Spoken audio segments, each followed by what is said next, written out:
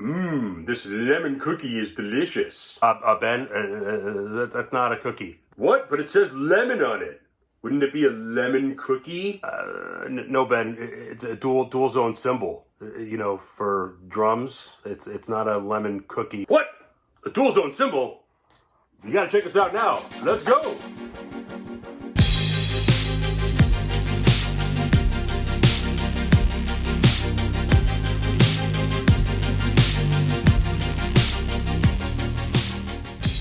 Hello, YouTube friends. How are you today?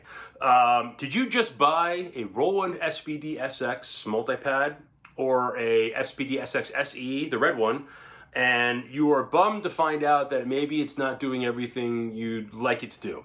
One of the specific things is not having a hi-hat control, which I know can be upsetting and understandable because as you're a drummer and you're a working experienced drummer and you like using that hi-hat pedal to control your hi-hat, completely get it.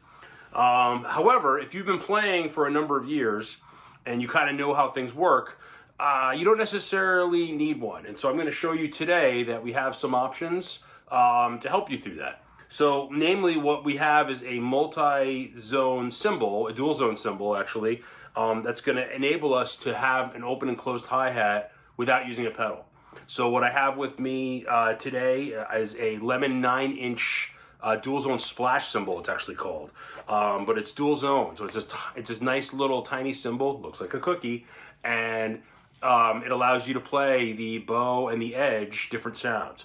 So what you have to do is you assign your closed hi-hat to the bow, assign an open hi-hat to the edge, and then you put them both on a mute group, and you have a great two-zone hi-hat without using a pedal. It sounds great, you know, the way you would think Roland would sound, and you just don't have a bulky hi-hat control pedal to bring with you on a gig. So if you have one bag, you have to carry everything in, you know, even without that pedal, you're going to be heavy because you're going to have to, you know, take a module stand, you're going to have to take something possibly to mount a pad, you know, like another pole that you would use in a stand attachment.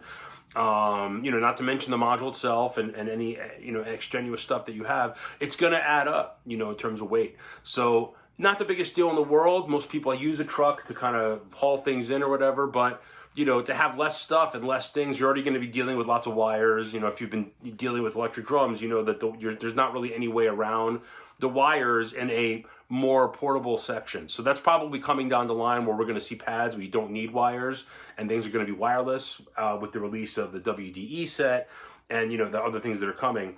However, nothing is going to replace hardwired machines. You know, it's just not going to happen. So on top of everything else, this kind of gets you off of that. It also saves your pads. So you're going to have your 6 main pads, the larger pads, and they're going to have your 3 upper pads, which are really just better for one-time things. You don't want to put a ride cymbal on this. You know, I wouldn't recommend putting something where you need like an 8th note tambourine pattern to play on it. Wouldn't recommend it. It's not going to be reliable. You're just going to want to use it for percussion, like a wind chime or a one-strike thing, and that's it. You're going to want to put your ride cymbal on one of the main pads. So you're going to need those 6 pads, and you want to save as much space as you can. So you use a bass drum, you know, for your 1 and your 1 and your 2 triggers. Okay, because you can split bass drum and snare, that's your 1 and 2, and then your 3 and 4, which is also 2, would be for your hi-hat cymbal if you're going to do things that way. And that way you're saving all those you're using all the triggers that the machine allows you to use, and you're also utilizing all those 6 pads. You use toms, a cross stick, a ride cymbal, a crash cymbal. If you want, you can put a crash cymbal on the top, of course, but anything else you need for those 6 pads, you want to do that.